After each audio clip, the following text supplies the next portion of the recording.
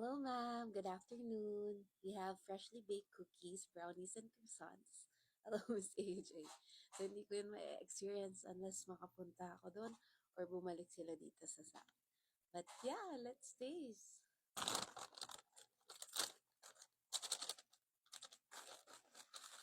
Yay! Okay, I have the cookie butter blondie. Kasi pinanood ko si Miss Sky. Sky ba yung name niya? Yun yung recommend niya. I don't wanna try na cookies para iba naman. And I have the dark chocolate brownie. Stays the cookie butter blondie. Sorry guys, dumilim na. Ayoko naman mag-change pa ng ilaw. So let's taste. So malaki naman siya guys. It has cashew.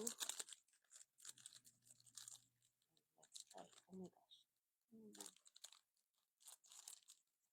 Mm-hmm.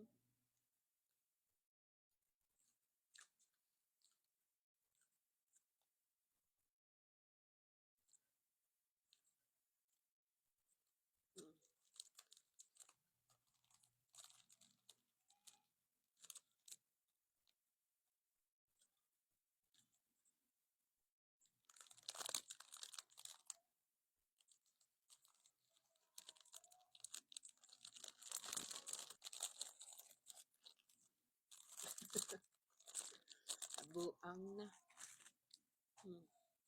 Sabay natin siyang i-eat. Now, I'm gonna taste the dark chocolate brownie. Ganito siya guys, kalaki. Ito yung face ko. Ganyan siya. And amoy chocolate talaga siya.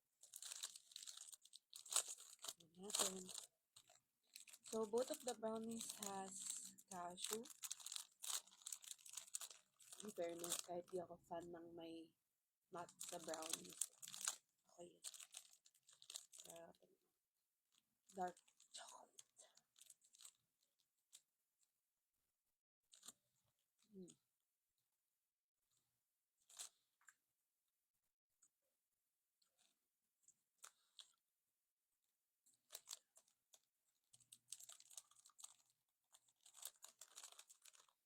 Mm.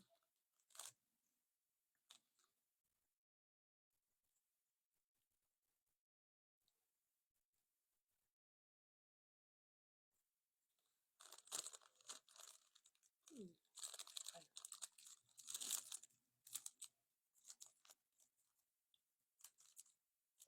So yun guys, natikman ko na yung cookie butter blondie and yung dark chocolate brownie. So both brownies are okay, are fine.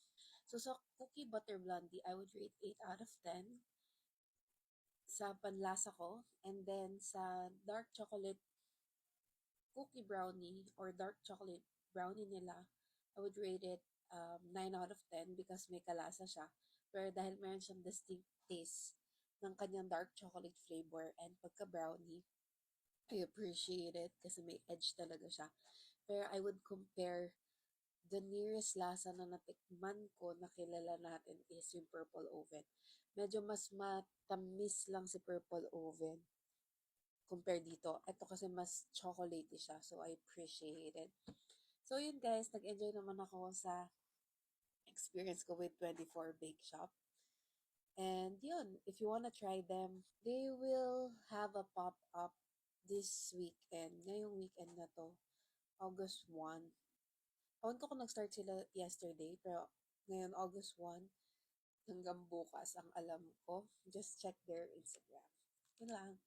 Bye!